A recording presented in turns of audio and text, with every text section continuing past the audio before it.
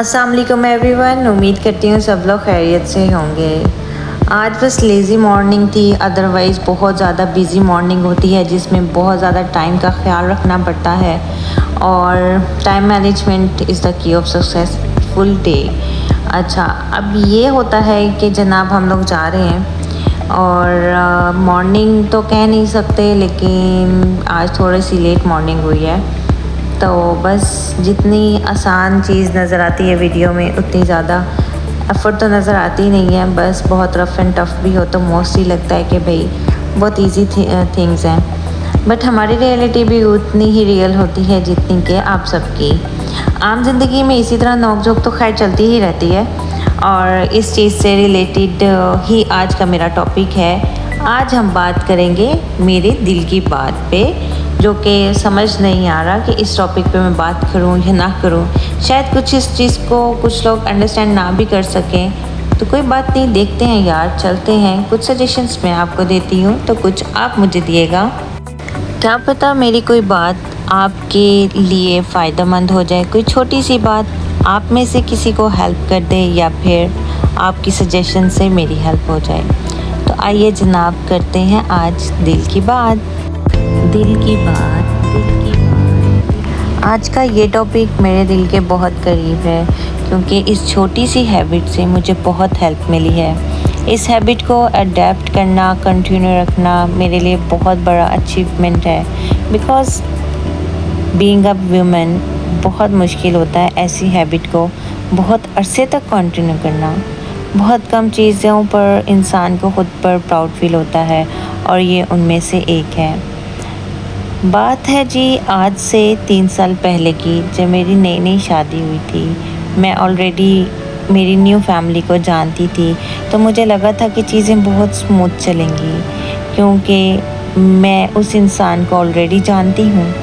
But trust me, ऐसा नहीं होता। जब तक आप किसी के साथ रहते नहीं हैं वन ऑन वन बेसिस पर, तो आपको समझ नहीं आता कि उसकी ऐसी कौन सी हैबिट्स हैं जो आपको ट्रिगर कर जाएंगी और आपको किन किन बातों पर एडजस्ट करना पड़ेगा और कॉम्प्रोमाइज़ करना पड़ेगा। और ये सिर्फ आप ही नहीं करते, आपका पार्टनर भी सेम करता है। लेकिन अनफॉर्चुनेटली हमारे यहाँ ना, हम इस तरह से ट्रेन हैं कि हमारे सामने वाला कुछ भी करे हमें लगता है कि वो कम ही कर रहा है। अनफॉर्चुनेटली हमारे यहाँ शादी के लिए बहुत कुछ तैयार किया जाता है, बहुत कुछ सिखाया जाता है हमारी सोसाइटी में बच्चियों को, लेकिन इमोशनली इंटेलिजेंट होना कभी भी नहीं सिखाया जाता। इनफैक्ट लड़की हो या लड़का, उसमें इमोशनल इंटेलिजेंसी वाली कोई चीज़ है ही नहीं। उल्टा हम बहुत देसी कौम है जो बात बात पर हम इमोशनल हो जाते हैं, हमारे इमोशंस ट्रिगर कर जाते हैं और बाज़ दफ़ा हम इतने हमारे इमोशंस को इम्पोर्टेंस दे देते हैं कि हमारी ज़िंदगी बिला वजह ही मुश्किल हो जाती है। और मुझे लगता है कि हमारी ज़िंदगी में मुश्किलात का जो सॉल्यूशन है 80% इमोशनल इंटेलिजेंस ही होता है। खैर, ये तो पूरा एक सब्जेक्ट है साइकोलॉजी का जिसके ऊपर बात की जा सकती है। तो मैं वापस अपने टॉपिक पे आती हूँ। आप जैसे स्क्रीन में देख रहे हैं कि जनाब ये सारा कुछ अभी जैसे ईद गुजरी है उसकी तैयारी थी, तो मैं थोड़ी सी ग्रोसरी करने गई, तो मैंने सोचा कि साथ साथ मैं जो है ना कुछ वीडियो बना लूँ। तो हाँ जी, तो मैं शादी करके चली गई अपने घर और मुझे जाते ही ये पता लग गया था कि हम दोनों एक अलग अलग पर्सनैलिटी, एक डिफरेंट टाइप के लोग हैं।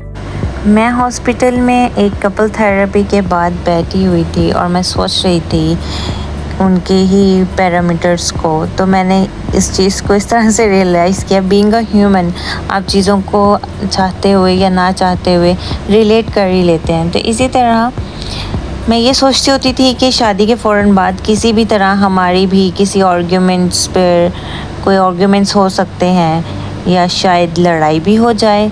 तो अब फ़ौरन ये बात समझ आना भी मेरे लिए उसमें अल्लाह की मदद थी, वरना मुझे टाइम लग जाता इसमें भी।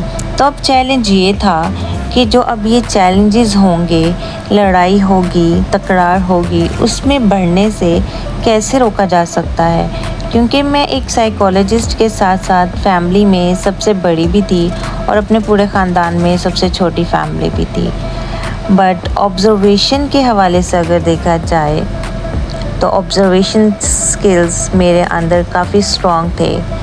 तो आसपास के लोगों की जो लोग थे जो शादीशुदा थे उनको भी देखा करती थी, कज़न्स थे उनकी भी शादियां हुई थी।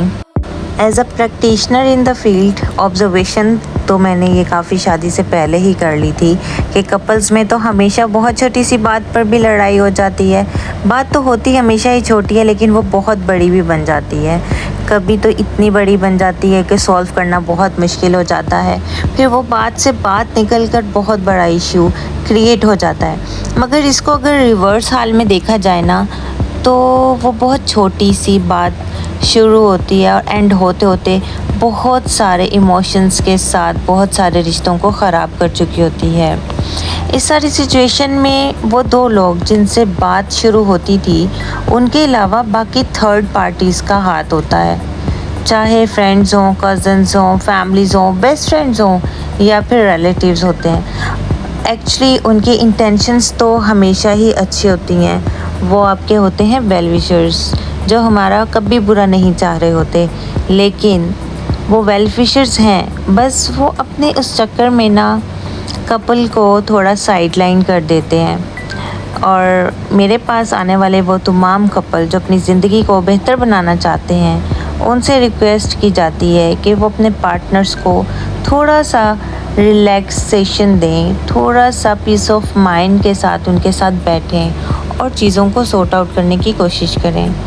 आपस में बात करो। देखो लड़ाइयाँ हर जगह होती हैं, ये चीज़ नॉर्मल है। एक घर में बहन भाई भी रहते हैं, जैसे मैंने आपको पहले बताया, अगर वो फाइट करें तो चीज़ें सॉर्ट आउट भी कर लेते हैं ना।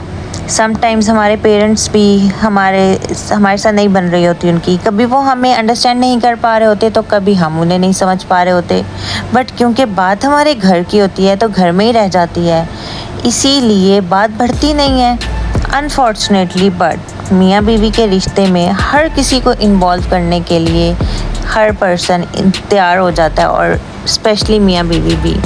अल्लाह ताला ने जितना ज़्यादा हम लोगों को इस चीज़ का हुक्म दिया है ना कि तुम दोनों एक दूसरे का लिबास हो, एक दूसरे को कवर करना है, मतलब सपोर्ट करना है, ऐबों पर पर्दा डालना है, ना कि सबके सामने बैठकर शिकायतें करना है।